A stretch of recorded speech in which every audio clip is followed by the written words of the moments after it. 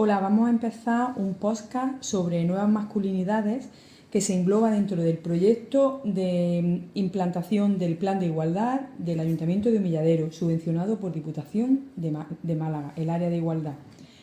Está con nosotros Jesús Ruiz Ramos, psicólogo sanitario de Málaga, y con él hemos hecho un taller de nuevas masculinidades y tenemos algunas preguntas que hacerle.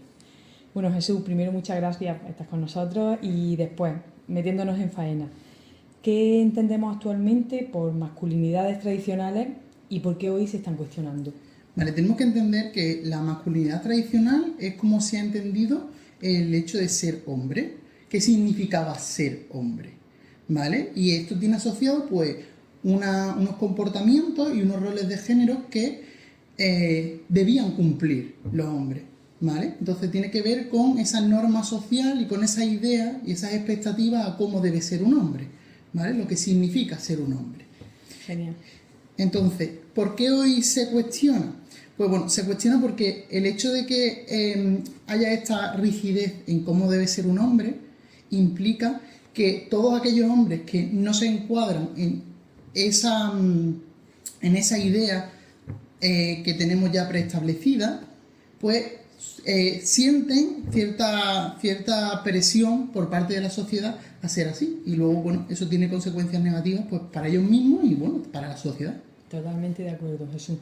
Y, por ejemplo, te has adelantado un poquillo, ¿qué consecuencias de las que estás mencionando podríamos identificar en los hombres que se ven obligados a cumplir un rol de una masculinidad tradicional?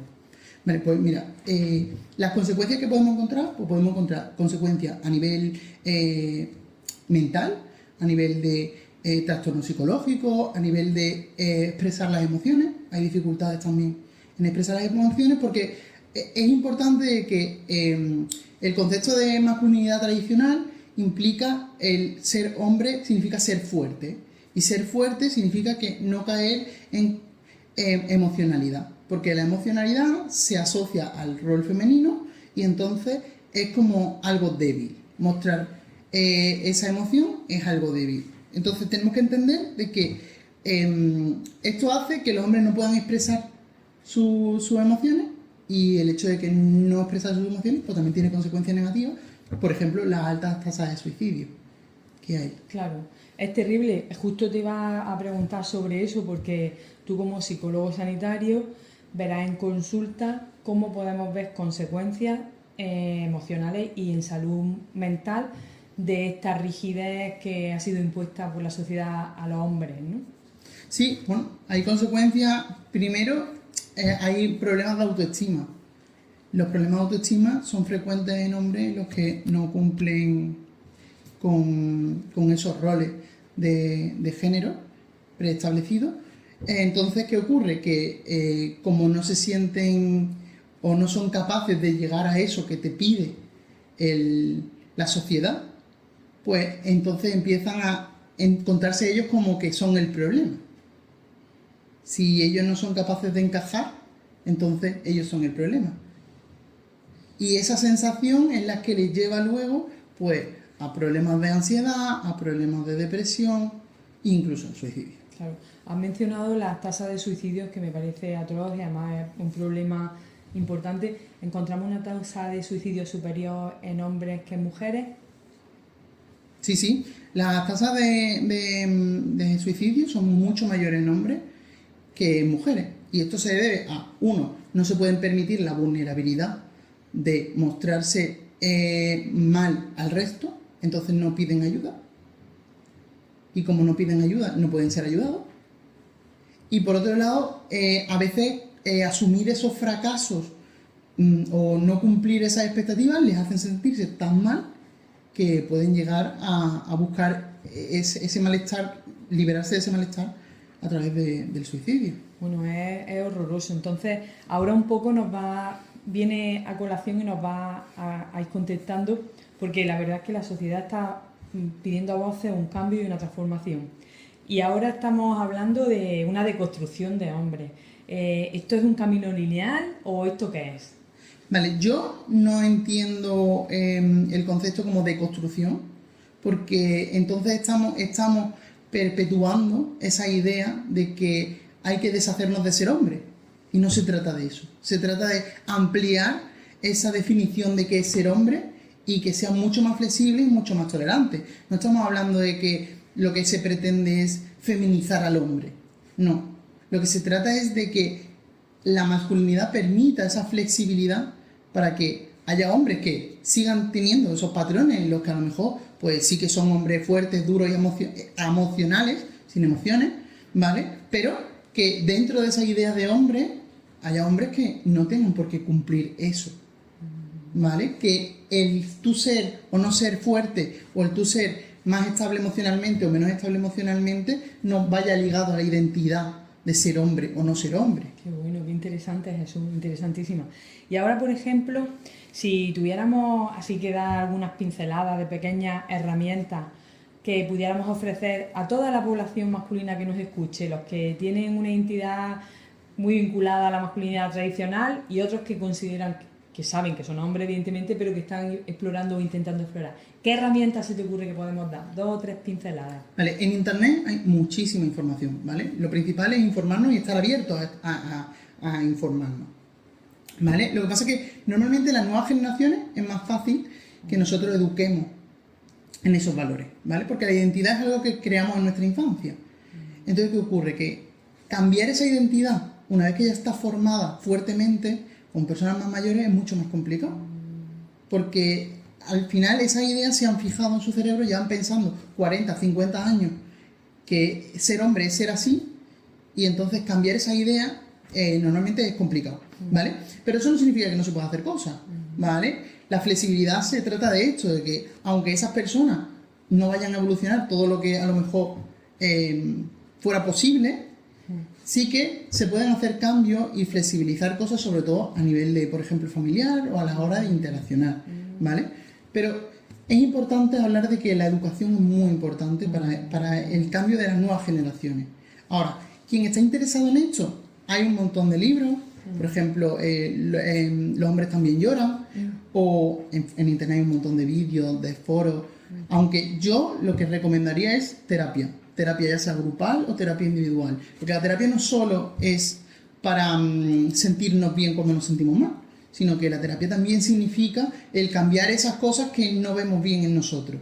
Entonces, una de las herramientas más accesibles para poder cambiar esas creencias que nos están limitando y que nos pueden hacer sentir mal o que sentimos que nuestra libertad está siendo coartada por lo que puedan pensar los demás, que tiene mucho que ver con esta idea de masculinidad, es eso, ir a terapia, ya sea grupal o ya sea individual, a talleres, en muchos pueblos se organizan talleres que tienen que ver con esto, eso también ayuda porque abre el mundo a una nueva visión que hace que algunas personas pues, puedan cambiar algunas de sus ideas.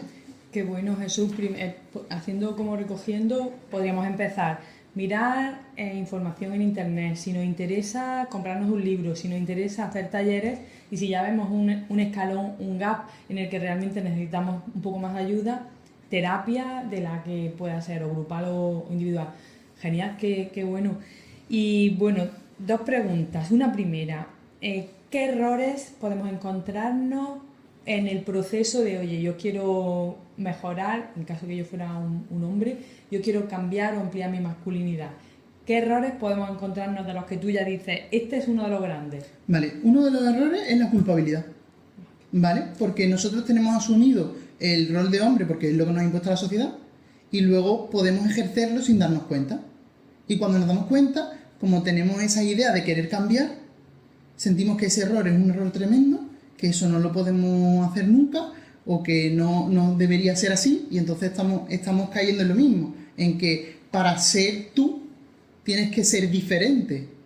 Y no se trata de eso, se trata de que seamos flexibles y que te permita, pues, tú no quieres ser así, ¿vale? Podemos cambiar tu forma de ser, pero si en algún momento sale otra forma de ser, no pasa nada, ¿vale? Entonces, uno de los errores que se suele cometer es la ultraculpabilidad, ¿vale? Otro error, el ser inflexible con los demás, el no entender que los demás son diferentes y que ellos a lo mejor no han llegado a esa opinión o a ese pensamiento que tú tienes. Y entonces es necesario que seas flexible porque si no entras en debate en donde generalmente genera problemas en el entorno. Entonces, la inflexibilidad es uno de los mayores problemas, ¿vale? Otro problema que podemos encontrar es que muchas veces tendemos a que una determinada situación sea considerada de una determinada forma y no ser capaz de entender de que podemos seguir siendo nosotros aunque queramos mantener ciertos roles que estaban asociados a nuestro género, ¿vale? Entonces tiene que ver con esto que contaba de la flexibilidad, pero sí que es verdad que a veces ocurre de que no nos permitimos ciertas cosas por considerarlo. Es que van a pensar que soy... Y ya pasamos al punto contrario, el no voy a hacer eso, vaya a ser que piensen pues que soy un hetero básico. Qué bueno, ¿Vale? qué bueno, Jesús, me parece interesantísimo y además para reflexionar muchísimo.